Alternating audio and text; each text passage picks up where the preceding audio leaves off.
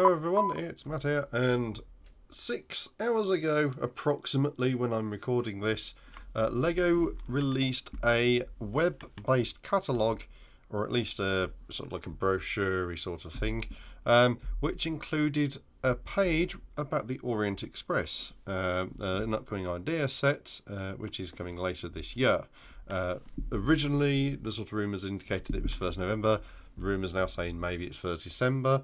And I will point out here is that with the ideas review process, both the Orient Express and the Polaroid both came out with the review at the same time. So it might be we're seeing that the Polaroid in November and the Orient Express in December, or maybe the other way around. Who knows? Lego haven't actually publicly announced the Orient Express set yet. So this is an official leak from Lego. So it is going to be a very interesting time whether they actually publish it, despite the fact they've already leaked it themselves and it's not come from a third party. It's not come from one of their certified stores in the Far East, which has been a source of some of the leaks. As and when it's not come from people sneaking photos from a catalogue or a store dealer's catalogue. It's not come from a store being put out on shelves in the US, as happened to one of the Star Wars sets when Target just literally had it and put it straight out onto the shelves ahead of the normal release schedule. So yeah, it's very interesting. Lego have leaked it. It's a very good set. Now I say this subjectively. For Lego, it is a good set. And there's some very good points here to make. A lot of people are very unhappy with the fact that the release does not match the idea submission. And what I will say to that is that the idea submission was nice, but it's very much a wish list. You're after a very accurate loco, a 10Y coach, phenomenal amounts of detail, but not really practicable in a real world situation. And bear in mind, at that price point, at the $300, which is rumoured to be the RRP, you can't really justify just having a logo and a tender and a coach. Not in 2023. Lego has learnt enough from the Emerald Knight that a single coach in a Steam train set at least does not work well. For example, if you look at previous minifigure scale Hogwarts Expresses, the new one ditches some of the standard train fare like the magnetic couplers and that sort of stuff, but yet has 2 coaches. Admittedly, they've now shrunk to 4-wheel, they're tiny, but it does include 2 because Lego has kind of learned that thing that if you have a steam loco, as fun as a tender is, or a coal car, whatever you want to call it, it doesn't actually do a lot in terms of a train. So Lego releasing a loco with a tender and 2 coaches is fantastic. It's obviously an indication that Lego are picking up that the adult train market, if you like, is actually willing to pay a little more to have another coach and have some more playability. And from the other perspective, it's also good to see that Lego are actually producing this set as is, so that you can possibly do what some people do in the Emerald Knight would buy 2 sets, use the coach and then sell the loco off, and that sort of thing. So overall, from an initial glance, it is very good. There's also some very interesting designs and certain features which are either interesting or new to Lego. So for example, the end doors on the coaches are actually angled as per the coaches on the real Orient Express. So it's very hard to see in photos, or some of you may think it's hard to see in photos, but the doors on the Orient Express are angled in towards the end. So if the bodies are like that, the doors actually angle inwards like that, where you've got the end vestibule and the diaphragm to the next passenger car. The doors are angled on both coaches. Now, the biggest sticking point from my perspective is the loco, because blue is not a common colour for locos in Europe. Now, it's not to say it's not uncommon. From my limited research, I'm not European. I am European because I'm based in Europe, but I'm not a European as in I'm not on the continent. And my knowledge comes effectively from seeing like the catalogues for Fleischmann, Rocco, Märklin, and that sort of stuff. And blue is not really a common colour. the other problem you have is that certain manufacturers may release a model in a certain colour scheme which is not correct, and that sort of stuff. So blue to me seems like a getaway to say that it's dark blue as well, so it matches the train. I can kind of understand it from that perspective. It doesn't look as good as it would do if it was in a dark green, but maybe that's because Lego had the Emerald Knight in dark green and maybe didn't want to repeat the dark green colour. I don't think that's really too relevant. It's been several years since the Emerald Knight.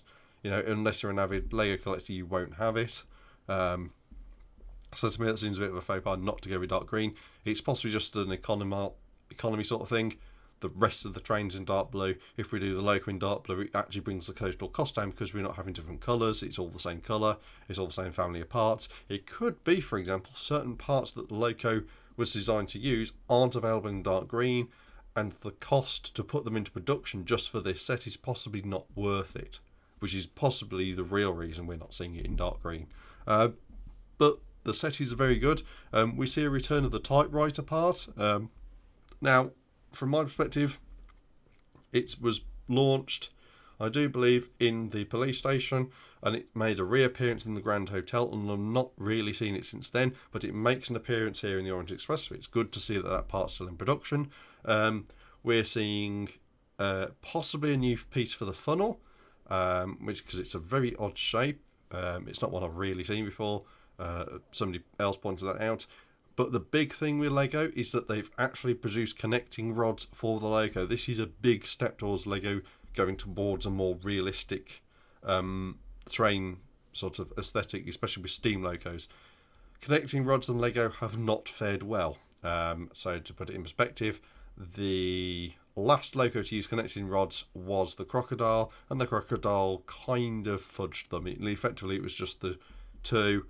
Because the way Lego had done the train towards a more simplistic adult audience, where the centre body effectively rests on two bogies, so it doesn't actually have any wheels itself. But the way Lego did it is they did the centre core as a four-wheel loco, and then had two bits that went off either side. So that's how they kind of did it, and the connector rods only did those end bits. So the Lego rods weren't correct, if you like, for the crocodile.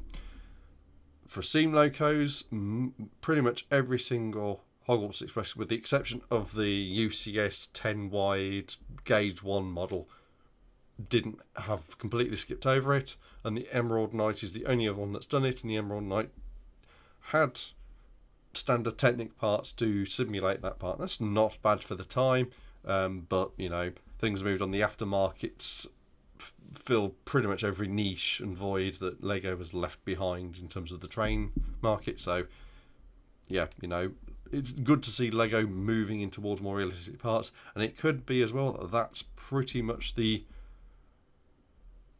at the moment that's the only time we've seen this part. It's possibly because it's just so new, and the fact it's only come out in the Orient Express. It might be set in 2024. Possibly even some of the Technic sets actually start to make use of this part, because it's probably going to be a reasonably decent part, because it's not only does it have 3 connection points at an equal spacing, but it also means there's no exposed hole, so it might be that this finds use in other things other than just trains. Or it might be that next year we get another steam train release. Who knows? Lego is is now a company that seems to be having more cards up its sleeve than it wants to admit, or maybe it wants to let on that it has. Who knows? Lego after all is a very secretive company normally, or at least it tries to be, I should say. So yeah, that's it from this one. It's just a quick one. I thought you might be interested on my verdict of it. So yes, depends on when it's released, of course. I'll try and make it a day 1, day 2 or day 3 purchase. Depends on when it's released. But yeah, from my perspective, it's a good step from Lego. I like, within the Lego sphere, from Lego themselves, it is a good set. And many people, or say a select few people, may be going on the verge of saying, well, third-party clay manufacturer did this and it looks so much better. And the argument is, well, yes, that looks so much better, but is it actually that much better? Is it a design they've done, or is it some design they've stolen from somebody else? You know, but yeah, that's my perspective on it. At least, you know, it's a good set for what Lego designers can do. We're actually seeing a connecting rod, which is a custom part just for Lego trains, at least for now. And we're seeing a return of some unique prints. We don't know about this, whether it's all stickers or prints. Depend on the parts, depends on where they are. I'd be inclined to believe some of it is pretty much all of it is likely to be stickers. And the reason for that is that stickers, there's more control over stickers for licensed IPs. And I'd imagine this is actually a licensed IP because it's literally named the Orient Express, and the Orient Express is still a functioning company, and it still does the Orient Express train. It's not one of the things where it's sort of disappeared into the history books. You know, it's still a valid and current thing. So that's normally why licensed sets normally have stickers. And that's safe to say there isn't a good deal of printed elements, but I imagine a lot of the lettering is all stickers. Plus it also means it's a lot easier to design. You're not having to print multiple bricks. That said, with 2 coaches, maybe it is prints. You know, we've got effectively one catalogue page to go off, and that catalogue page has actually been removed. I've just checked before the video, so if you wanted it, it's available on Brickset, and it's probably on a few of the news media sites, or at least it was at the time of recording. So that's it from me. Hope you enjoyed this snippet of video, even if you've just had it on as an audio, and you know, hopefully there'll be more good things to come down the track. Pun time. But that's it from me, and see you next time.